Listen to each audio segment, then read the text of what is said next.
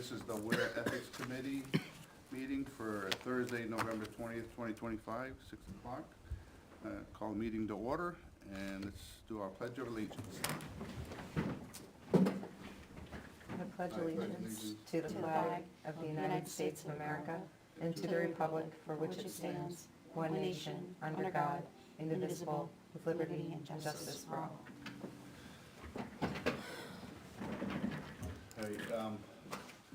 For the secretary, Christina is on vacation, she will not be here. Okay. Yeah. As far as our agenda, have you had a chance to take a look at the agenda? I sent it out in email earlier. Yes. Well, probably last week, or no, Monday, I sent it out Monday. Mm-hmm. And any changes to the agenda? No. If not, so moved. All in favor? Aye. 4-0. And then, actually, it's 4-0 with an absent.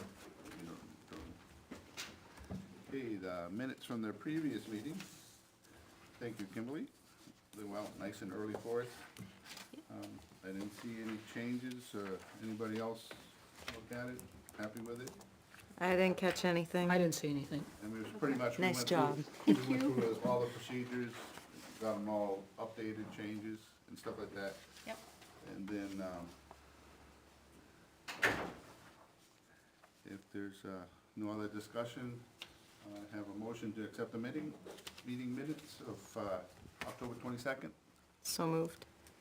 Okay, second? Aye. Second. Okay, okay, all in favor? Aye. Aye. Opposed? None. Okay, 4-0-0. And the meetings are accepted. Okay, as far as new correspondence, I did not get any new emails or, again, the Ethics Committee, if there's an email sent to the Ethics Committee, it should go out to all people. And then when I send out emails to you, you know, like for the agenda, it should go out to everybody, and hopefully you're receiving the email. And then there was nothing in the mailbox on Monday, and I checked again today, so no new correspondence. Old business. Okay, we talked about adding contractors to slides 5 and 6 on the Code of Ethics. The Code of Ethics was voted upon by the town of Ware. And it stated who the Code of Ethics was applicable to. We can't go and add contractors to that. And I'm just gonna show you the town of Dunbarton back in 2011. This is their vote in March of 2011. They had Article 8, and I got it up on the board there. But they amended their Code of Ethics, and they had to do a vote to the town to accept that change. So I cannot put contractors or of the sort, you know, the people that help out. A question. Do we make recommendations to the Board of Selectmen for warrant articles? We can. Okay. We can always do that. We would set up a subcommittee to write it up, and then we would get put on the agenda for the board meeting to state our case. Sure. And see if they'd like to accept it, and if so, then they would move it for a warrant article Okay. to be done. And I think, I'll check on the deadlines when you have to get those in by. Yeah. I'm sure it's like January. It's like December, yeah. Right? Yeah. I So think you're, it's- It's gonna be, so you're We saying might- possibly put it in one of those articles if we wanna yeah, propose to if we amend wanted, it? yeah, to see if the town wanted to add the But, contractors. 'Cause I think it's worth adding. I do too. I see at the state level a lot of problems with contractors, and it's hard to have oversight, so at least if it's in the Code of Ethics, there's some expectation, you know. Absolutely. Yeah, and it's a good point, especially, you know, we can show little cases where it's a Yeah. definite must. But I just wanted to show you that the town of Dunbarton, when they changed their Code of Ethics, they had to have a vote by the people. And this one, they just changed it as far as clarification on discrimination. We have the age, color, marital status, and other stuff. They added some other stuff that was part of the RSA 354-A. So we might even take a look at our code of ethics to make sure it's inclusive to this here. So I'll take a look again at the code of ethics and this part to see if we need to add this to our code of ethics. All right, so, let's see. So I'm not gonna, I mean, we could go and, I mean, that was only two changes that we had on, pages 5 and 6 to add contractors to that training PowerPoint. If you want, we can delay improving the training. The training's supposed to be ready for spring of next year. So if you want, we can table this, until we get a yay and nay on adding contractors to the code of ethics. But you'd have to wait till March. Yeah, I'd say just approve it for now, and That's what I'd do. if there was a change to happen, we haven't even, decided if we'd do a subcommittee and propose a warrant article, it's just kind of talking about it now, so Yeah. I would, Now, on the training PowerPoint, it's not like a legal document, it's an aid. okay, You know what I mean? It's not like, when we're signing it, it's not like, if you don't follow our training PowerPoint to the Sure. letter of the document, you're in contempt or something like that. It's a training aid for the supervisors, directors, and employees to look at, just to look at the code of ethics. So if everybody's happy with it, we can do a roll call vote, that there's no other additional changes, and then I'll approve it as the chairman, and I'll get it posted, because we have nothing on the website right now as far as training material.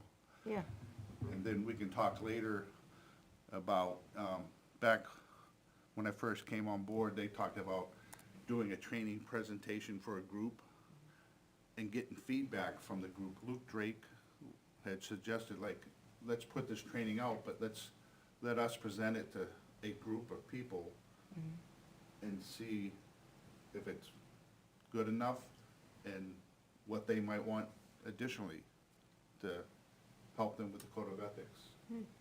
sure. So that's something that we can think about doing at, probably in January. Once we get, I'll get this again posted. I'll talk to Naomi, our town administrator, to get it posted. And,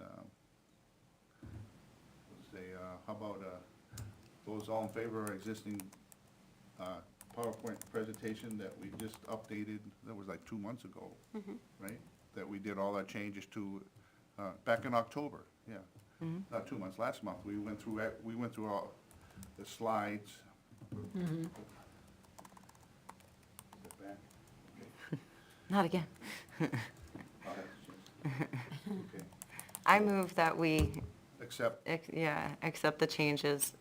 right, and we will not And no add- further we won't add changes. the contractors to slides 5 and 6. We Sure. did all the other changes, and I was pretty happy with it. We took all the recommendations from everybody as far as splitting out the code of ethics into individual sections. And so I'll second your motion, and then all in favor? Aye. Okay, motion passes, and that training power, presentation for ethics, code of ethics, I'll send that to the town administrator and get it posted. Good. Great. And we'll work on it later as far as doing a training evolution with one of the groups. Okay, all right, next item on old business, we had the inquiry, about, let's see, received it on 9/29. This inquiry had to deal with, should immediate family be allowed to serve on the same board? And then they talked about what they considered immediate family. I looked at immediate family on the RSA, and they talk about, it can be like your mother, father, brother, sister. If you're like supporting somebody, I don't know, like adopted, or you're supporting somebody monetarily and you're like housing them, they consider them kind of immediate family. So it'd be a really tough thing, but what we have on what we have at the town of Ware, we have I'll get back to this section. We have, the town of Ware has a policy on boards, committees, and commissions. And it was passed last year, I think it was like May of 2024. And what I think really applies to this conflict of interest or having more than like one immediate family member on a board or a committee is a conflict of interest, part 2B4, and this has to deal with like, when they're trying to do recruiting, selecting, appointing people for committees, one of the things is conflict of interest. Are there any possible business or personal conflicts of interest that may affect the candidate's ability to make decisions that are in the best interest of the town as a whole? And so this would fall into that part. And I did look at some cases, law cases that were done in the state, and there was a part where a comment was said, if you have a committee of 3, and you had 2 people from the same family, then you could pretty much have a family ruling on the decision or program, whatever, money's handed out, however it's done. Our committees, I think almost all the committees I looked at, the town of Ware, they got more than 3. So, They mainly have 5, right? yeah, most 5 of or them have more. 5. Some more. There's some that have Yeah. more, some have alternates. We don't have an alternate member. But the big part came into place when they talked about, that's a place where you would have to really worry about having 2 or more people from immediate family with a committee of 3. But I would think you'd also need to assess related party, right? If again, even if you have a board of 5, let's say, and let's say, just as for purposes of discussion, the people that are applying for these board seats, what do they do in the town? Do they work for the town? Meaning, do they provide services as a contractor? What related party are they? Is it in their best interest if they, let's say they were contractors, right? And they're on the planning board, right? So I think you have to really assess each application. It's not just based on the number of seats on a board. You have to look at related party and potential conflict of interest to see if it really would be in the best interest to have them, on that particular board. So, when I read that inquiry, my first thing is you really need more information. Because I don't think it's fair to say every family member is going to think alike and they're going to vote the same way. I think that's a kind of a narrow-minded view. But I do think you need to have a look at potential conflict of interest and related party. And just like when we're doing hearings for ethics complaints and stuff like that, if you're associated with that person in any way, like it's a coworker, or it's your mother, or your sister, brother, you recuse yourself. It's even in our implementation document. You should recuse yourself from that hearing or that participation kind of thing like that. And so, and this covers a lot more. I just looked at immediate family being kind of a conflict of interest kind of tab. And then they also said in this document, it was that New Hampshire Municipal Association had this discussion. They said, not everybody in the family always agrees with each other. Right. You can have husband and wife and they'll have 2 different decisions, whether it be on discipline of children or what car to buy next. So just because you're immediate family doesn't mean you think and The act same. alike. That's right. And I have 4 brothers and 4 sisters, and we're totally different. There's not one of us that has the same job, and we don't all live in the same place. We don't all live in the same house anymore, so. But no, I'm like you, I looked it up generally for New Hampshire, and as the article I found said, they don't prohibit it, but they don't really think it's a good idea, is the impression I got from the article that I found. Yeah, there was one part in the New Hampshire legislative branch where say you were part of the budget committee or something like that, and, or say you were a representative or something with the budget committee, and the people are doing all that stuff for you to find out, what your budget's gonna be, you can't have a family member, working the committee and you approving the committee's recommendations. Sure. That's kind of like, hey, I need you to push this money and I'll approve it. That, it was just, that was one case they gave where they actually specifically say, like, I think it's for, not just budget, but there was like trust or some other, things that, it had to deal with monetary kind of transactions or stuff like that. But I think, we'll try to write something up about, we have a policy for the town, and it talked about the towns having to handle, how they wanna handle committees and boards and stuff like, and we actually have a policy for stuff like that. And I don't believe you can call out every specific, issue that may arise as far as committee membership. They're just hoping to fill committees. I mean, I know we still have, to this day, I can go to the town website, and they still have plenty of vacancies. You're right, they're hoping to fill committees, but, in that same vein, I still wouldn't, I still think it gets a little dangerous, though, when you have family members, or even close friends on the same committee, because God only knows what they're thinking, how they get along with one another. And I've just been on too many things where, especially in my work life, where people who were too close to one another, things happened that should not have because they were too close to one another. And then I did read some, like Salem, Nashua, I was looking at their ethics stuff and how they handle committees and so forth. And a lot of them had it, if you're a town employee, the town of Ware, you can't be on a committee. Oh, really?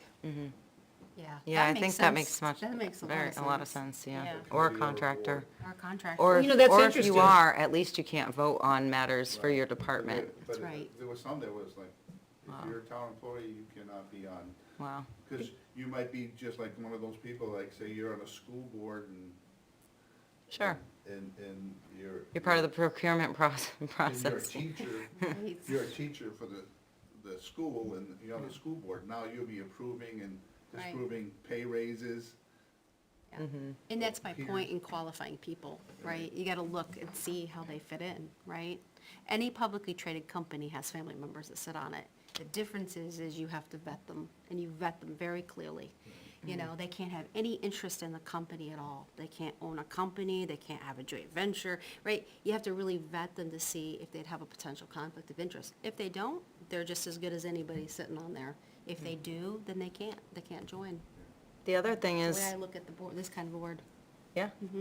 Yeah, in my research, I was reviewing the New Hampshire General Court's ethics guidelines.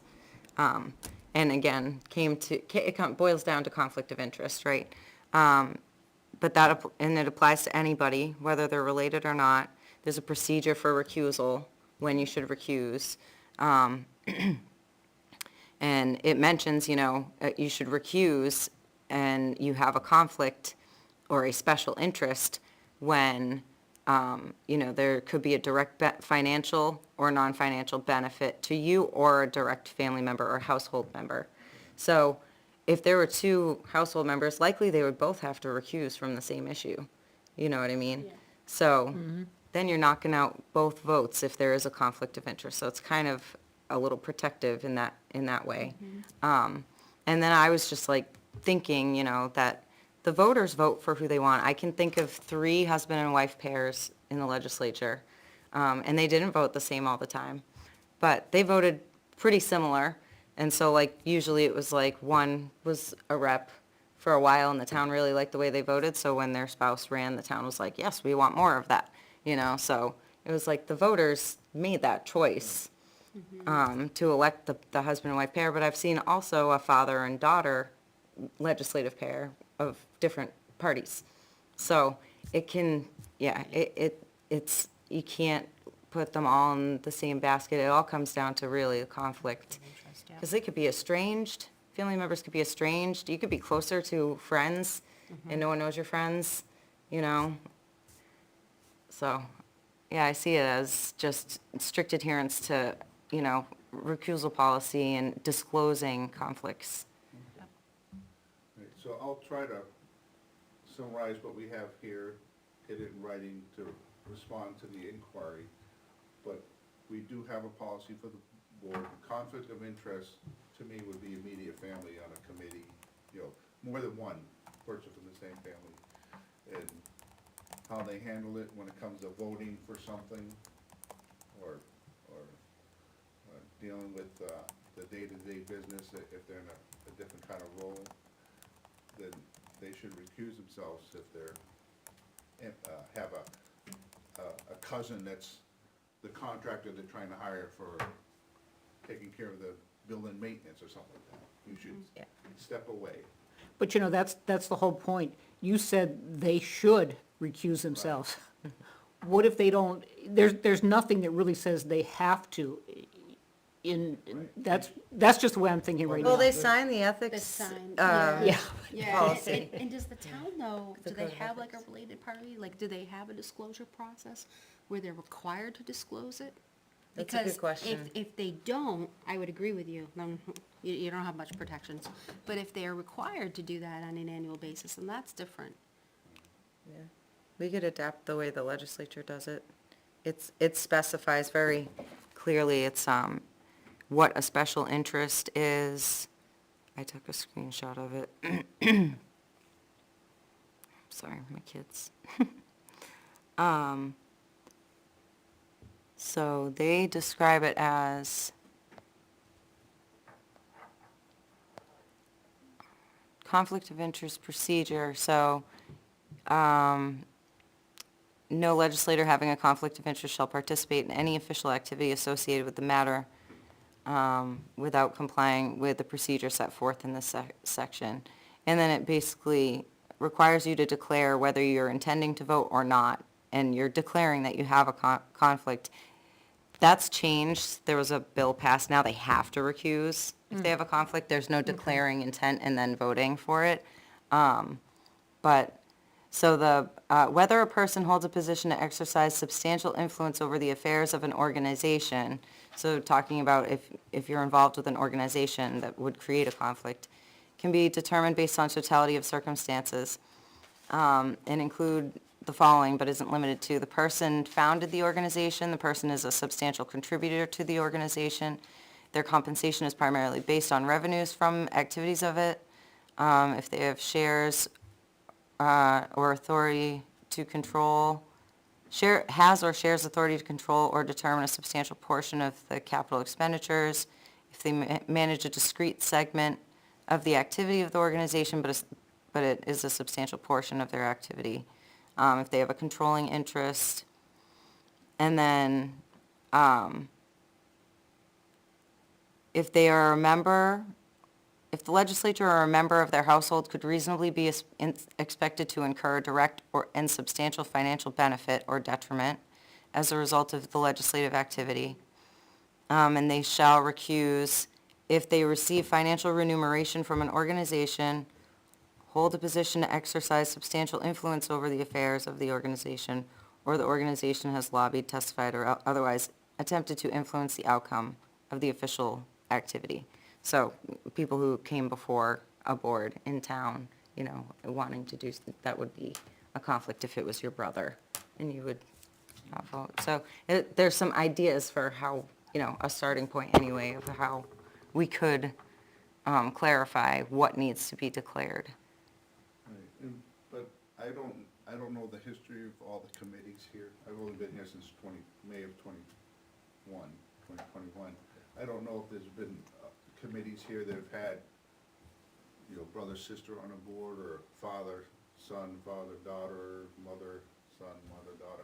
I don't know. It's kind of all- better for our position if we don't know too much. Right, but I'm just saying, you know, it's so hard to get people to volunteer. And so you might have some people that are serving on 2 or 3 committees, and this even talks about how many committees you can be on maximum. Oh, wow. So you're not on every committee. you know, kind of stuff like that, so. Just take another look at this thing here, and then, you know, the policy on the boards, committees, and commissions, just take a look at it again. But I just looked at having immediate family members on the same committee or board, a conflict of interest. That's when I looked at it, because you could have, if you had a small committee and it's just 3 people, you got 2 in the same family making the decision for the whole town. And I don't know if you like that. You know, one family's kind of controlling the outcome. I guess it depends if it's an appointed committee or a elected, you know. Right. Yeah. Yeah, 'Cause if- there's an- Right, right, if it's election, it's the people who pick, so they could pick, the Bolton family, you know. Yeah, for everything if they for want it. everything, you know, if they like them, what they do with Parks and Rec, maybe, hey, we want to have the Bolton family on there, they got the Memorial Playground, you know, they do a lot of stuff for the Parks and Rec, we want them to be in charge of that. But the people would, Yeah, they do, and I'm just thinking back to my time as a library trustee. Anybody that was chosen to be a trustee we had to go through the selectmen to make sure that they fit the qualifications, even though the trustees wanted them. It still had to go through the selectmen as to whether they were approved to move forward with that. And they're all volunteers, and they're elected. But that little safeguard was there that you couldn't just pick and choose, you know, you couldn't just choose your wife or your husband or whoever you wanted. It had to be someone with legitimate reason to be there. and like in the deliberative sessions, do you talk about any conflicts when you're talking about candidacy, you know, for a school board or one of the boards here, planning board or whatever? Are they required to? Never heard I've never anybody heard of talk it. about it. No, I'm not sure. Something else to think about, you know, when they have to. Yeah, every year in the legislature, you have to fill out a declaration form. They should have that here too. That should be in place. I guess, is that something we table to look and see what we do currently have or don't have? And if we don't, we might want to put forth how it should be, right? Somewhat mirroring how it is at the state level. Yeah. I agree. It's pretty intense. And you know, certainly, right? there It's should very- be very annual intense. disclosures. Yeah, I don't think we have to be, We're a very simple town, aren't Yeah. we? You know, Oh, yeah, you don't want to make it so tough. I mean, since most of these people Yeah. are volunteers, you don't want to make it too tough for I them think to the want to budget for this volunteer. town is like $9 million for the year, something like that, is the total budget for all the employees and all the expenses and buildings they maintain and other structures and parks. So it's not a huge company or conglomerate. So any other discussion on this inquiry? All right, so I'll still gather some stuff, if you wanna send me some of that Sure. legislators stuff. Sure. I'll try to put in a summary kind of stuff, but we have something in place. I'll take a look, see if there's something else also applies, you know, and if you find any other ideas between now and the next meeting, send them my way, Okay. okay? All right.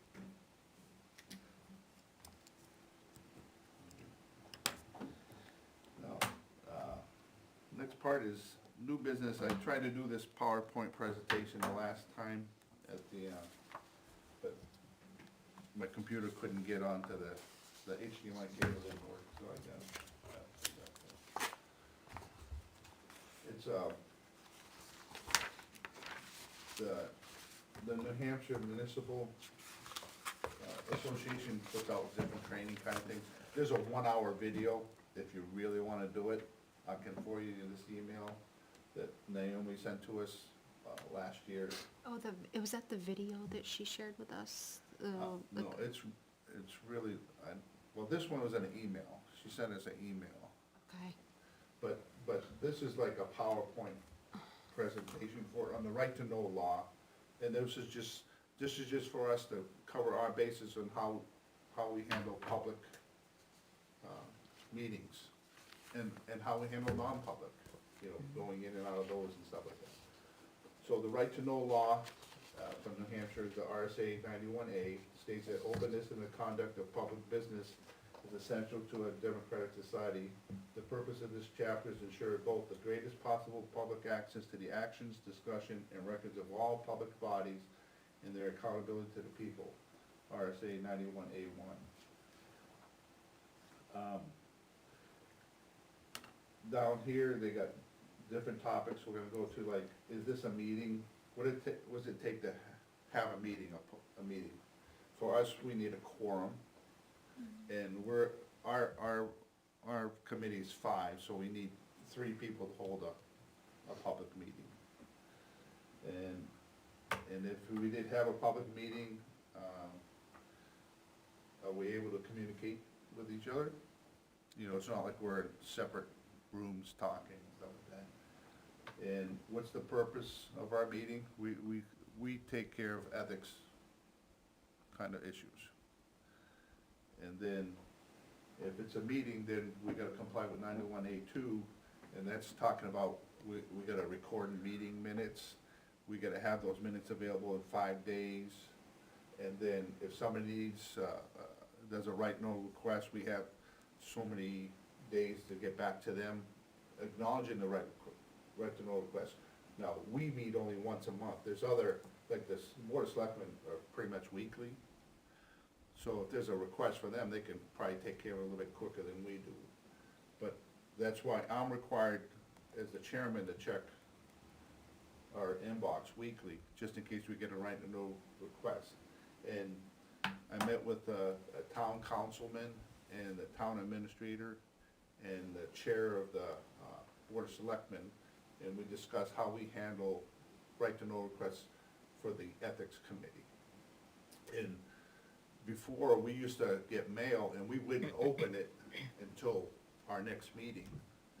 And the town council says you can't do that, because if you have a right to know request, and it's delivered on, say, Monday, by the 5th day, whatever, I think it's 5 days, you need to respond to that request. It can't be a month later and say, well, we only meet once a month. So I will open up the mail to see if it's a right to know request. If it is, then I'll have to take action such that responding to them, our next meeting's not till, say, December 20th or whatever it is. And in the interim, we have your stuff, but I can't conduct business for the group individually. You know, you and I, we have to do it as a group, you know. As far as, I'm not gonna make all the decisions for our group. We try to vote on things, on how we're gonna do certain requests, inquiries, and so forth. So we would get the right to know request, and they might wanna know what correspondence you had with party A and party B on some complaint. And you have to give them, your public stuff, if you had emails that were going between you and that party on your, Ware email account, they can have access to that. So that's the kind of thing that we have to be able to provide them. And so I can't, like, if they wanna know. We can't vote that down, though. Right, no, You know, so- I can't vote down a right to know request, but I'm saying I can't get them all the information. Like, if I get a right to know request, like, say on Monday, and we don't meet till 2 weeks later, I can respond to them and say, hey, I got your information, we meet the 5-day requirement to acknowledge the right to know request. Yeah. But I said, we're meeting on, in 2 weeks, I'll bring it up, I'll get you all the correspondence from Leah, all the correspondence from Kimberly, and then get them the information they're requesting. Sometimes they ask for a specific topic or email or meeting and stuff like that. It's usually not all encompassing. I want everything you've ever done. And that's also another big reason they said don't use your public mail to do the town of Ware business, because then it opens up your private email account to queries.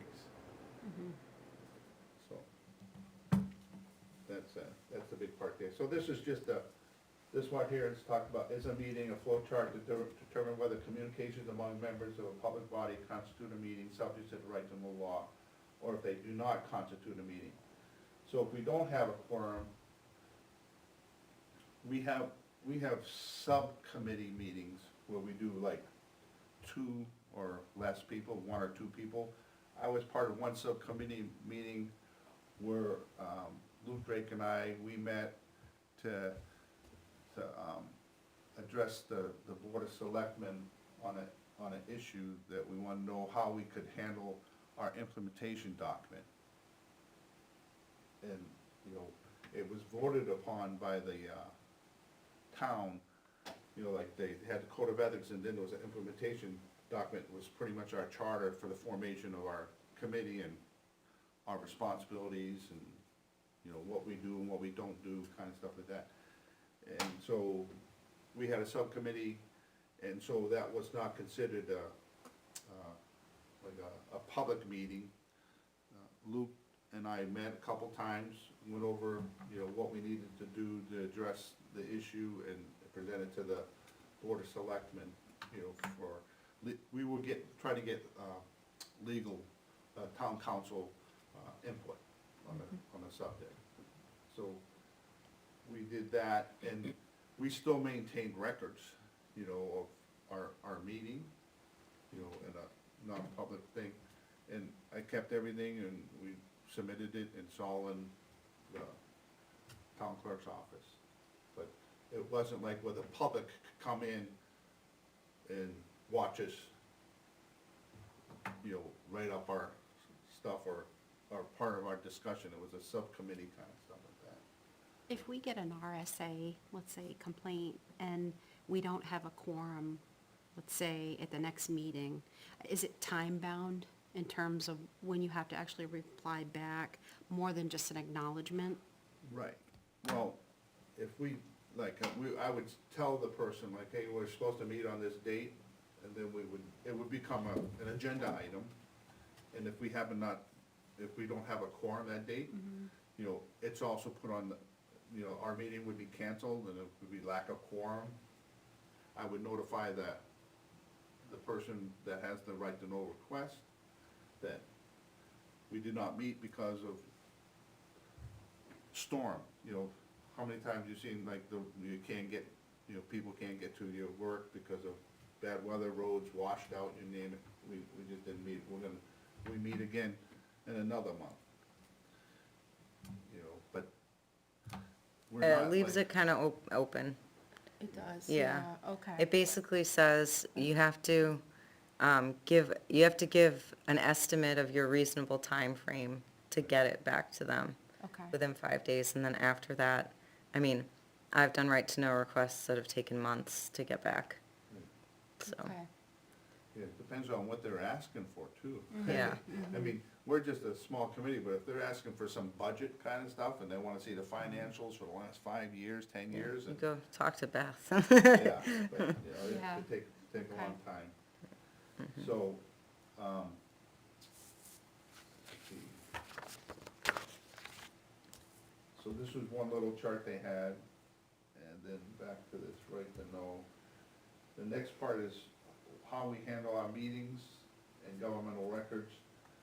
Now, we have our meetings here, this is a public meeting, people can come in and sit, but our committee's not set up in a participation kind of stuff. I know, like, the Board of Selectmen, when they have a meeting, they have a public session. You look at our agenda, we don't have a public session. And so people come here and participate, and they might have something they wanna ask us at the time, and we can make a decision to listen to what they have. We've had, there was Mr. Smith from the town of Ware, he wanted to address us about some stuff that had to do with ethics. He just wanted to let us know the topic and some discussion behind it. And then sometimes Naomi will speak to us, about, protocol, things that we can do and can't do as a committee, stuff like that. So as far as public meetings for us, all meetings of public bodies must have proper notice and be open to the public. The first thing is I have to put out an agenda at least 24 hours before our meeting. And they usually ask me, like, our meetings used to be normally on Thursdays. We were trying to go to Wednesdays, now we're back on Thursdays, but that's just because of other issues. But I have to give an agenda thing, and it's posted in 3 places. It's posted here, it's posted on the website, and then it's posted at the post office. I think those are the 3 places they do it. And then our meeting minutes, they must be kept for all public meetings and made available to the public upon request within 5 business days. So that's why I was saying, like, we do a draft, we eventually approve that draft, like we did here. So Naomi will see that we approve the draft, and then the final, she'll turn the draft into a final copy and give it to the town clerk, and it gets filed with the town clerk, Yeah, so. they're on the website, right? Yeah. Yeah. Yeah. So, again, for a meeting, let's see, all committees, subcommittees, boards that perform a governmental thing, public body, meeting, convening of a quorum, and it's a majority of the committee, and again, for us, it's 3 out of 5. However, legal meetings may never be conducted by email or other format which does not comply with the notice and public accessibility requirements. So, we don't have meetings by mail or email. I have called into a meeting. There is a thing that allows you to call into a meeting. Like, I was in Nebraska, on the way to Nebraska, and I called into a meeting. And so I was considered a participant, but then sometimes it restricts you on voting. Like, if there's a vote, I might not be able to vote on certain things like that. But, let's see, anything else about meeting? That's the notice for the meeting, that's the agenda we put out at least 24 hours ahead. Open to the public.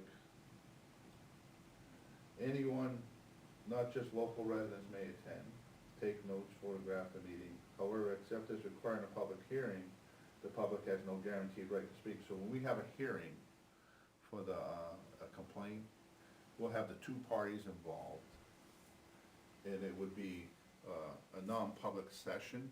We would record everything that is taking place, and then you can come out of the non-public session, talk about, the 2 parties involved, if there was an agreement or not an agreement, if it's gonna continue with another hearing later, that kind of stuff like that. But,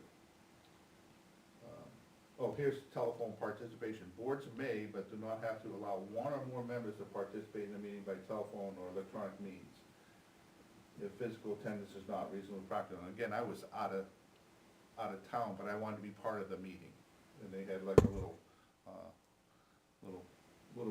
Hockey puck. hockey puck that somebody connected to their phone. I talked to somebody's phone, and I could hear them sometimes, but they could hear me okay. All members can simultaneously, all members should be able to simultaneously hear and speak, so it wasn't like I was only speaking to the one person on the phone. That's why we had to have that Bluetooth microphone receiver. Except in emergency, a quorum is physically present, and then, except in emergency, a quorum is physically present, and so we had a quorum. I was just the fifth wheel, I guess, or 4th wheel, I forget how many people in the meeting. All parts of the meeting are audible or otherwise discernible to the public in that location, so. As far as, I talked about the meeting minutes being available within 5 business days after the meeting, whether or not approved. And it must include the members present, others participating, and Kimberly's doing a good job. She's like, when T.A. Bolton's here, she's saying she's in the audience, kind of stuff like that. And a brief description of subjects. when I was doing the secretary duty, sometimes I put way too much in there. If you look at meeting minutes on the Robert's Rules of Order, I was putting the whole conversation in there, and it's like, no, just a brief summary. So that's all we really need to do. Now, non-public sessions, if we do go into a non-public session, we have a form that we fill out. Well, actually, I'll show you the form, it's in the next, it's in the next thing. If we go into a non-public session, sometimes we go in there, like, when we had, like, candidates for the office, remember Kimberly, we had, Yeah. we interviewed people, then we went over there because, some things can't be discussed in the open that might be, not inflammatory, but you might say something that might hurt somebody's feelings. So we just discuss the pluses, the minuses, and then come out with our yays and nays. And then, but we record what we do over there, it stays non-public, it gets filed, sealed, and it can be opened if there's a specific request for it. And it's usually the party that's part of that thing. Yeah. And I think the town now has a policy where they review and then vote, they can vote to unseal those things every 10 years, Yeah, or 10 years later. I heard that, yes. If you do a non-public, you have to have, if it's not sealed, it has to be available within 72 hours after the meeting. That, whether or not that is approved, but those minutes have to be available to that person that requested, or, yeah. Let's see, retention of records, that's, town clerk deals with retention of records. Deleting electronic records. Electronic records are not subject to disclosure under RSA 91 after they have been initially and legally deleted, so that they are no longer readily accessible to public body. A record is legally deleted if the retention period has ended and there are no outstanding or disputed requests. So I'd have to see what the retention thing is for those. I mean, all our mail that comes in, like the ethics committee, goes out to us, but it's also, there's a folder for ethics committee, there's I'm gonna call it a box, an email box. And then, like, if somebody leaves the committee, those emails are still retained, on a server for so long. I don't know the exact, how long they have to retain those. It could be 7 years, like your taxes kind of Yeah. stuff. I don't know what the official time is, but that's something we don't control. But, people who control our server, mail server, would know all that stuff there. Draft meetings, practical consideration. Let's see, there's no requirement that any board to act approve this draft meeting. Go over universal, you end up approving it later. This is just talking about the draft meeting. I wanna get to this non-public checklist. So if we go into a non-public session, then, we end up following this is just this NHMA, people made this nice form to follow through. And so you would put the date, and then our committee and so forth up here, who's present, and then you'd make a motion to go into the non-public session, and then second it, and then the reason why you're going into it. Like, when we did the discussion, for candidates, we did, the 91A32C, matters which if discussed in public would likely adversely affect the reputation of any person other than a member of this board, unless such person requests an open meeting. But we were discussing multiple candidates, at the time, and so, Neil said we should go into a non-public session. And that's what we did. And they do that for the Board of Selectmen when they're doing hiring. If they have candidates to hire for the police or fire, they go into a non-public session. The police chief or the fire chief is part of that session with the Board of Selectmen, and they discuss the candidate. But there's just some stuff you just don't do out in public. So this form gets filled out, and then you do a roll call vote to enter the non-public session. And so each person's name, and then you just go through each person. Brenda, yes or no? And if you get a majority of yes, then you go into the non-public session. And then we stop our recording, we stop that, from recording. I don't know if some people keep it running, because it's just dead space on the recording. And then when we come back out of the non-public session, then there's a request to exit. After you do all your stuff here, they give you just a couple lines that say, other person present, like that would be like the fire chief or the police chief, say you're hiring somebody for that department. And then description matters, there's like 2 or 3 lines, but I'm sure you can attach a second page if you need to do stuff. And then in that non-public session, like usually we just go into the town clerk's office, because there might be other people in this area. And then you'll make a motion to leave that session, and then we come out, the non-public meeting tape removed, public meeting tape replaced. So it sounds like you could record that non-public session if you wanted to, but we just take, nothing saying you have to record every meeting. Minutes is the big part, it can be written. And there are some people that do a meeting and then they do minutes from the recorded session. They have to state it in their minutes that these minutes are from a recorded session. Sometimes they do that. Then there's a part, after you come out of you're back in the public session, then you make a motion to seal the minutes. And if so, who makes the motion, who seconds it, and the reason behind why you want it sealed, there's 3 listed there.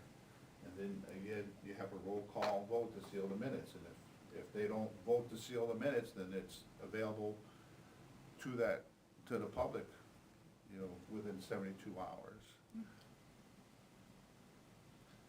And if the minutes are going to be sealed, they must be added to the public body list of sealed minutes, and that's the town clerk has a book that they register every sealed minute from all the different committees, and they keep track of who brought it, date and time. I had to sign the front and back of the envelope that's sealed and taped over, so somebody wants to open up, they're gonna have to destroy my signature, kind of stuff like that. So that's, I think we have this, if you go to the Town of Ware website, you can get to this non-public session. Let's see. There. I think it was on one of their forms. Let's see.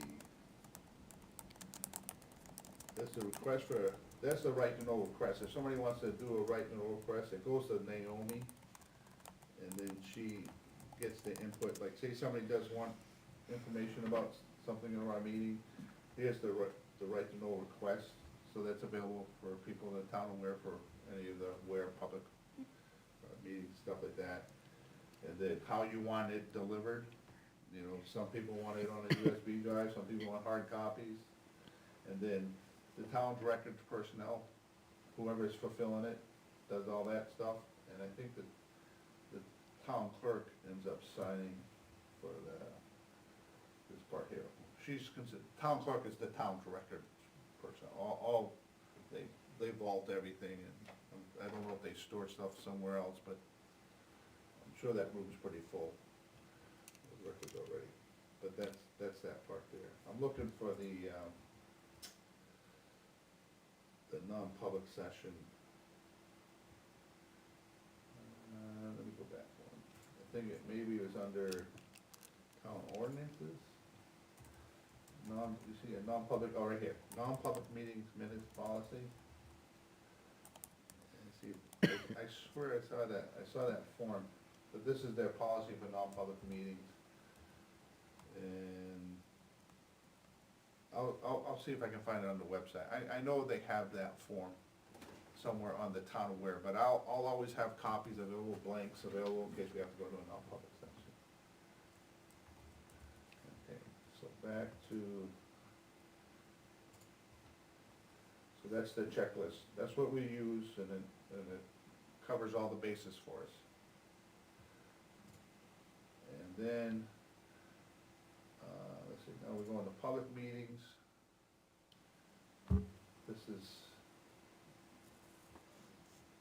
This is just a rehash of what we've already talked about. What is a meeting? What is a public body? What notice is required? This is just the same thing over again. The non-public sessions, you know, how we're supposed to handle them. Yeah, that's just the same thing that we just did. Public records, and this is the right to know request, you know, how you want copies, what format you want it. Partial release if only part of a government record is exempt from disclosure. Oh, there are certain things that we cannot release to the public. You know, and it has to deal with like the hiring, firing of personnel, you know, anything like that.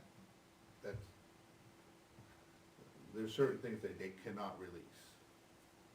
And they know what it is in there. And I don't think we'll ever have any of those kind of situations, but there's certain things they cannot release to the public. Exemptions to the disclosure, records pertaining to internal personnel practices. You know, if there's discipline kind of stuff like that, then I'm sure the person that might have been disciplined would have access, but not the public. You know what I mean? Say somebody got fired for some reason, and they wanna know what was discussed in the firing meeting or non-public meeting, they might have some legal right to it. I don't know. But I'm just looking at the exemptions to what records they have to give to people. Medical, welfare, library user and videotape sales of medical records. Confidential, commercial, financial information, or any other records whose disclosure would be an invasion of privacy. Notes or materials made for personal use which do not have an official purpose. Includes notes and materials made prior to, during, or after a public proceeding. Preliminary drafts, notes, and memoranda, and other documents not in their final form. You know, so if you're doing a rough thing, your official minutes, yes, they could get those. But if you're writing a bunch of scratch notes, you know, yeah, they don't have to do that. Law enforcement files, but not all, and then written legal advice, so. That's it there, and electronic communications. Email as a meeting, no. Legal meetings may never be conducted by email or other format which does not allow public to hear, read, or discern the discussion contemporaneously at the meeting location. And talked about the telephone participation, I got to do one of those.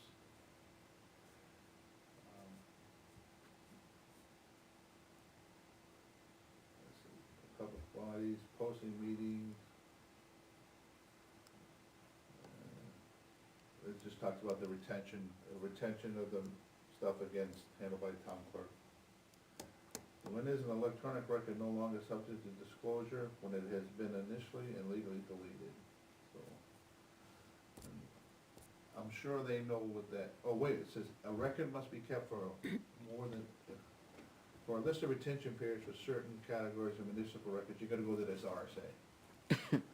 So, again, I just give them our stuff, you know, I give them our approved forms or approved, well, when I was the secretary, gave everything to Naomi through email, then she printed it out and gave it to the town clerk.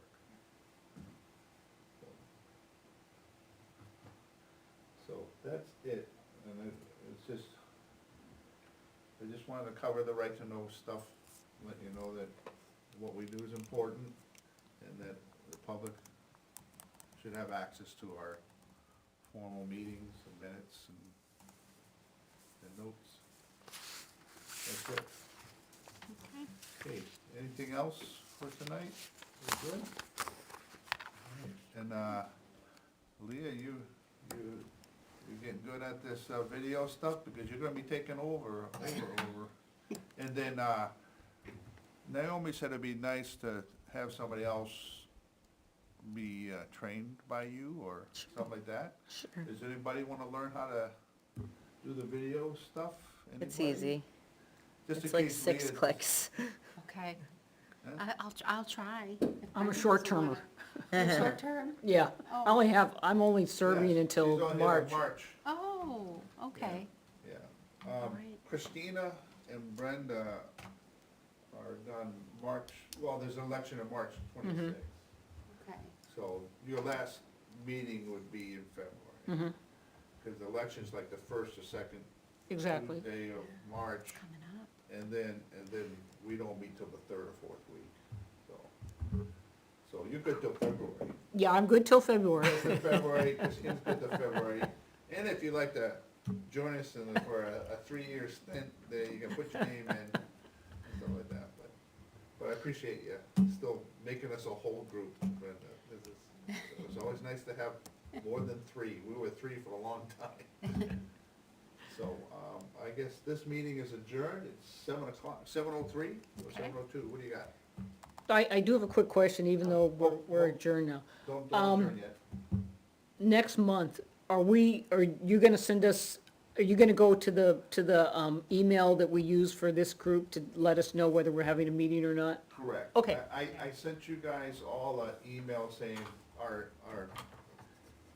I think, if you read it, I said, the next scheduled meeting is December 18th.